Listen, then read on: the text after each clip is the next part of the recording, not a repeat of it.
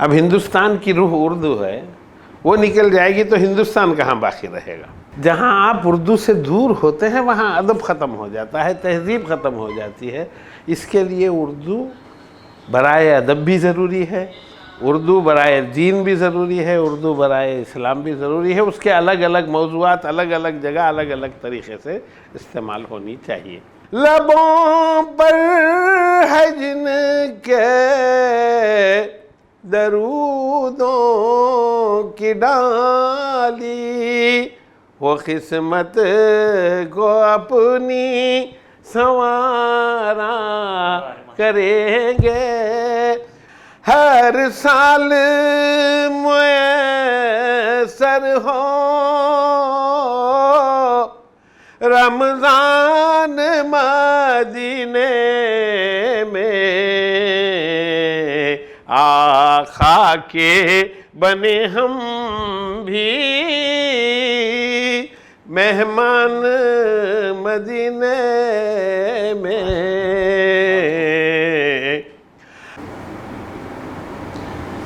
ناظرین السلام علیکم ورحمۃ اللہ وبرکاتہ۔ استقبال ہے فکر و خبر کے ساتھ ایک ملاقات میں، اور آج میرے ساتھ جو مہمان شخصیت بیٹھی ہوئی ہے، میں سمجھتا ہوں ہمارے ناظرین کے لیے وہ محتاج تعارف نہیں رہیں گے۔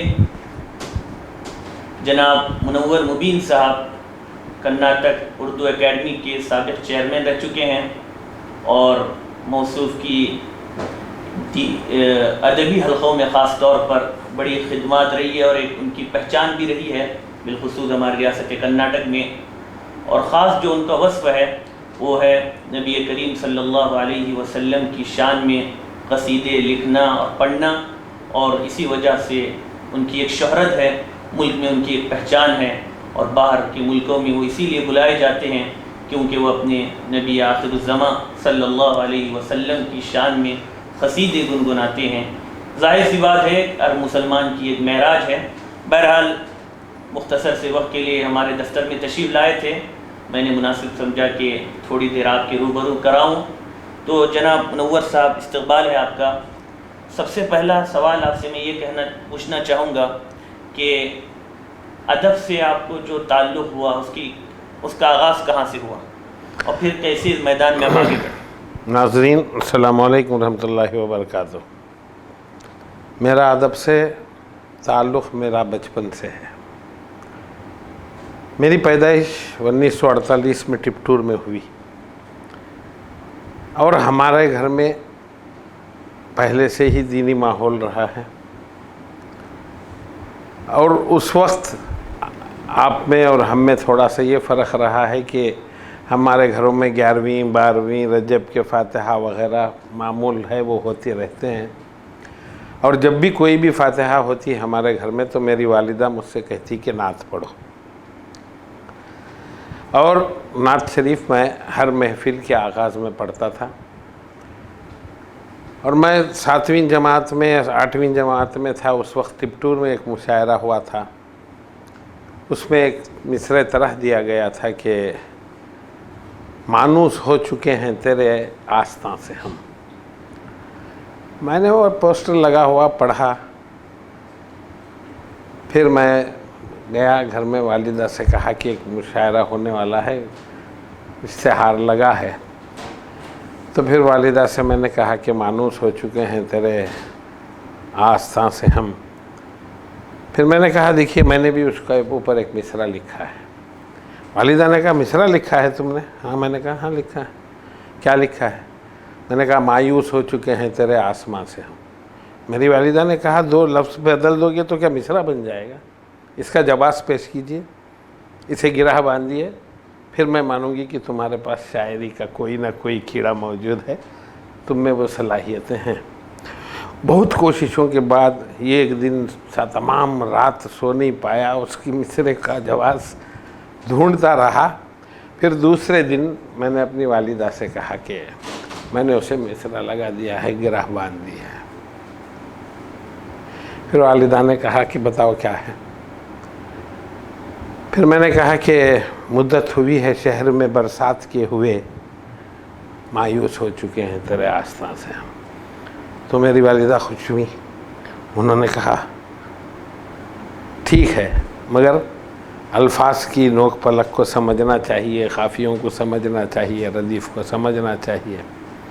اس طریقے سے مجھے وہیں سے میری پہلی استاد شاعری کی میری والدہ ہی ہیں، اور میرے دو ماموں شاعر، دونوں شاعر ہوا کرتے تھے، ایک بامبے رہتے تھے، وہ ساگر تخلص فرماتے تھے، اور دوسرے ایک بنگلور میں ان کا حال ہی میں انتقال ہوا ڈاکٹر مقبول علی صاحب، جو اپنا تخلص جبیر فرماتے تھے۔ یوں سمجھیے کہ مجھے شاعری ورثے میں ملی ہے، اور یہ نعتوں کا سلسلہ تو ان محفلوں سے چلا ہے۔ اللہ کا احسان ہے، اس کے حبیب کریم صلی اللہ علیہ وسلم کا صدقہ طفیل ہے کہ مجھے شہرت نعتوں سے ہی ملی، پہچانا گیا میں نعتوں سے ہی۔ اللہ کا بہت بڑا احسان ہے کہ اسی نعتوں کے طفیل، نعتوں کے صدقے ایک بار رمضان شریف میں عمرہ نصیب ہوا۔ میں نے 2002 میں میرا حج ہوا تھا، 2005 میں رمضان کے عمرے میں گیا تھا، تو مدینہ منورہ کے اس ماحول کو دیکھ کر افطاری کے ایک شعر مطلع ہوا، ہر سال میسر ہو رمضان مدینے میں، آقا کے بنے ہم بھی مہمان مدینے میں۔ اس کے بعد نعت شریف تو پوری مکمل ہو گئی، مجھے علم نہیں تھا کہ اتنی جلد اللہ رب العزت کی بارگاہ میں میرا وہ مطلع جو ہے قبول ہو جائے گا۔ اس کے بعد مسلسل 7-8 سال تک مجھے رمضان کے ہی عمرے نصیب ہوتے رہے۔ اس کے بعد کچھ امریکہ جانا تھا، اس وقت تھوڑا سا ٹوٹ گیا وہ سلسلہ، مگر پھر بھی اللہ کا فضل ہے کہ سال میں ایک بار عمرہ نصیب ہو جاتا ہے۔ آقا دو جہان صلی اللہ علیہ وسلم کی بارگاہ میں پہنچتا ہوں، ایک کونے میں کھڑا ہوتا ہوں، پھر کوئی نعت گنگنا لیتا ہوں، سنا لیتا ہوں۔ کبھی جا کے گنبد خضرا سے بالکل دور جنت البقیع کی دیوار کے پاس بیٹھ کر جو نعتیں لکھی ہیں پڑھ لیتا ہوں۔ اس طریقے سے یہ نعتوں کا سلسلہ چلا ہے۔ منور صاحب، اس وقت جو بات کہی جا رہی ہے کہ اردو ہندوستان سے مٹائی جا رہی ہے، تو آپ کیا سمجھتے ہیں اس میں مٹائی جا رہی ہے تو کون بچانے والے ہیں اور کیا کرنا چاہیے؟ دیکھیے، مجھے پریکٹیکل چیزوں پر بات کرنا اچھا لگتا ہے، من گھڑت باتوں پر بات کرنا اچھا نہیں لگتا۔ کہیں ایسا ممکن بھی ہے کہ روح رہے اور جان چلی جائے؟ انسان کے جسم سے روح نکلے تو جسم باقی رہے گا۔ اب ہندوستان کی روح اردو ہے، وہ نکل جائے گی تو ہندوستان کہاں باقی رہے گا؟ آپ آج ہندی لے لیجئے، ہندی میں میں ایک خط لکھوں گا، آشا کرتا ہوں کہ میرا یہ پتر آپ کو سشیل واتاورن میں پراپت ہوگا، تو کون سمجھے گا میرے اس جملے کو؟ نہیں، ہم یہ دیکھ رہے ہیں کہ جو کوششیں ہو رہی ہیں اس میں مشاعرے تک لوگ محدود ہیں، سیمیناروں تک لوگ محدود ہیں، زمینی سطح پر نہیں، یہ کوششیں آج سے نہیں ہیں۔ یہ ہندوستان جس وقت آزاد ہوا تو ہندوستان کو آزادی اردو کے نعروں سے ملی۔ ہندوستان آزاد اردو سے ہوا، انقلاب زندہ باد ہندوستان کو اردو کا نعرہ دیا گیا، اور جتنے علماء کرام 1957 کے غدر سے لے کر 1947 تک شہید ہوئے، جو بھی تحریکیں چلی، جو کچھ بھی کیا گیا، صرف اور صرف اردو میں کیا گیا۔ نہیں، میں اس بات سے متعلق میں یہ پوچھنا چاہ رہا ہوں کہ اس وقت زمینی لیول پر اردو کی بقا کے لیے، اس کو مستحکم کرنے کے لیے دیکھیے، یہ میرا سنجیدہ کوششیں ہونی چاہیے، اس میں دیکھیے میرا یہ ماننا ہے کہ اردو کو آپ ہندوستان سے تو ختم نہیں کر سکتے، کیونکہ اردو ہندوستان میں جنم لی، اور یہاں تک کہ بالخصوص جنوبی ہند سے اردو شروع ہوئی، کئی سالوں تک اردو یہاں پر راج کرتی رہی۔ ہندوستان آزاد جیسے ہی ہوا، اس کے بعد ہندوستان پر، اردو پر ہندوستانیوں نے کئی طریقے کے ستم ظریفیاں کی۔ ساحر نے جس وقت غالب کو 100 سالہ جشن منانے کے لیے حکومت نے اعلان کیا، تو ساحر لدھیانوی نے ایک نظم لکھی تھی، اس میں انہوں نے یہ پیغام دیا تھا کہ 21 बरस गुजरे आज़ादी कामिल को, तब जाके कहीं हमको उर्दू का ख्याल आया। तुरबत है कहाँ उसकी, मदफन है कहाँ उसका, अब अपने सुखन परवर जहनों को ख्याल आया। गालिब साहब की सेंटेनरी पर वो लिख रहे हैं कि गालिब जिसे कहते हैं शायर ही था उर्दू का, उर्दू पे सितम ढाकर गालिब पे करम क्यों कर, गालिब हो के गांधी हो इंसाफ की नज़रों में, हम दोनों के कातिल हैं दोनों के पुजारी हैं। मैं ये बात आपको कब की कर रहा हूँ, हिंदुस्तान की आज़ादी के 21 साल बाद की। आज 71 साल 73 साल हो गए। उर्दू को किसने कहाँ पर क्या किया? उर्दू बर्र सगीर को छोड़कर पूरी दुनिया में पहुंच गई और दुनिया में बोली जाने वाली और सुनी जाने वाली, लिखी पढ़ी जाने वाली तीसरी ज़बान है। मैं अमेरिका गया, आप यकीन मानेंगे अमेरिका में 12 अखबार हफ्तावार निकलते हैं।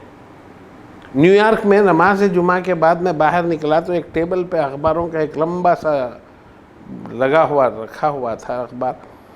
मैंने देखे अलग अलग नाम के 12 अखबार, सब में से एक एक कापी ली मैंने और लेकर पूरा हफ्ता उसे पढ़ता रहा। लिखने वाले अमेरिका में जो आज मौजूद हैं पूरी दुनिया में नहीं होंगे। अब ये उर्दू ख़त्म करने वाले अमेरिका तक कैसे उर्दू को पहुंचा दिए। फिर छोड़िए, जितनी बार आप भी जा चुके होंगे, नाज़रीन में से भी कई हज़ार लोग जा चुके होंगे। मदीने मुनव्वरा हो के मक्कतुल मुकर्रमा हो, सिर्फ 3 ही ज़बानें चल रही हैं। वो अरबी होती है, अंग्रेज़ी होती है, फिर उर्दू होती है। कोई भी मुकाम पर जाइए ज़ियारत के लिए, बोर्ड होते हैं, एहतियात के लिए जो चीज़ें लिखी जाती हैं इसी ही 3 ज़बानों में लिखी जा रही हैं। जब सारी दुनिया पर राज कर रही है तो मुझे बताइए उर्दू ख़त्म कहाँ से होगी? कौन इसको ख़त्म करेगा? उर्दू है जिसका नाम से सब जानते हैं, दाग सारे जहां में धूम हमारी ज़बान की है। ये सच्चाई है। मुनव्वर साहब, आपका चूँकि अदब से भी गहरा ताल्लुक़ रहा है, तो अदब बराए अदब या अदब बराए फ़रोग़ दीन, अदब बराए फ़रोग़ इस्लाम, आप किस तस्वुर को मानते हैं और किस तस्वुर को आप आगे बढ़ाना चाहते हैं? मैं तीनों चीज़ों को मानता हूँ। अदब बराए अदब वहाँ होना चाहिए जहाँ पर मुसलमान नहीं है। अदब बराए दीन वहाँ पर होना चाहिए जहाँ पर मुसलमानों के लिए अदब की बात आ जाए। उर्दू ज़बान ही ऐसी है जो अदब सिखाती है। उर्दू पढ़ने वाले बच्चे को देखिए, घर में दाखिल होता है तो माँ बाप को आदाब करके दाखिल होता है, सलाम करके दाखिल होता है, उसका सलीक़ा होता है, चप्पल को निकालने का सलीक़ा होता है, पहनने का सलीक़ा होता है। और वही बच्चों को लीजिए जहाँ पर अंग्रेज़ी मदारिस में आप बच्चों को पढ़ा रहे हैं, उनका रंग ढंग देखिए, वहीं से अदब ख़त्म हो जाता है। जहाँ आप उर्दू से दूर होते हैं वहाँ अदब ख़त्म हो जाता है, तहज़ीब ख़त्म हो जाती है। इसके लिए उर्दू बराए अदब भी ज़रूरी है, उर्दू बराए दीन भी ज़रूरी है, उर्दू बराए इस्लाम भी ज़रूरी है। उसके अलग अलग मौज़ूआत अलग अलग जगह अलग अलग तरीक़े से इस्तेमाल होनी चाहिए। मुबीन साहब, आखिर में हम चाहेंगे कि आप हमारे नाज़रीन को मुख्तसरन 5 मिनट के लिए अपनी आपकी जो मशहूर नातें हैं उनमें से चंद मुंतखब नातों के चंद अशार मुतरन्निम आवाज़ में सुनाएं, ताकि हमारे नाज़रीन भी दूर बैठ कर ही सही आपके कलाम से और आपकी आवाज़ से महसूस हो। नातें तो मैं सुना दूँगा, ऐसी कोई बात नहीं है, मगर मुझे एक नात सुनाने के लिए 5 मिनट भी चाहिए। मेरी 12 मिनट की भी एक नात है। अब मैं 5 मिनट में तमाम नातों के मखसूस शेर सुनाऊँ ये नामुमकिन है। 2-3 नात के 2-3 शेर सुना दूँगा, इस बार काफ़ी है। जब कभी कोई आप प्रोग्राम मखसूस नातों का बनाएंगे मैं आऊँगा इंशाअल्लाह। उस वक्त आपको नातों जितनी भी मेरी नातें हैं जो मशहूर हैं मकबूल हैं उन्हें सुनाऊँगा। कहता हूँ कि एक नात का एक मतला और 2-3 शेर समात फरमा लें। जी कहता हूँ कि फुरखत में कैसे गुजारा करेंगे, हबीबे खुदा को पुकारा करेंगे। کہ فرقت میں کیسے جہنم جلائے، کسی کلمہ گو کو یہ ہرگز نہ آنکھاں گوارا کریں گے، یہ ہرگز نہ آنکھاں گوارا کریں گے۔ لبوں پر ہے جن کے درودوں کی ڈالی، وہ قسمت کو اپنی سنوارا کریں گے، وہ قسمت کو اپنی سنوارا کریں گے۔ ایک اور نعت کا ایک مطلع اور دو شعر سماعت فرمائیں۔ کہتا ہوں کہ جو آقا کی اطاعت کر رہے ہیں، جو آقا کی اطاعت کر رہے ہیں، وہ ایمان کی حفاظت کر رہے ہیں، وہ ایمان کی حفاظت کر رہے ہیں۔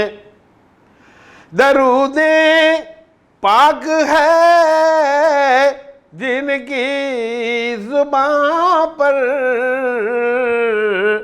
بڑی عمدہ عبادت کر رہے ہیں، بڑی عمدہ عبادت کر رہے ہیں۔ مبین خوشنوا خوش بخت ہو تم، جو روزے کی زیارت کر رہے ہیں۔ ایک اور نعت کا ایک مطلع اور دو تین شعر سماعت فرما لیں، جو رمضان میں نے کہی اس کا بھی ایک مطلع اور دو تین شعر۔ ہر سال میسر ہو رمضان مدینے میں،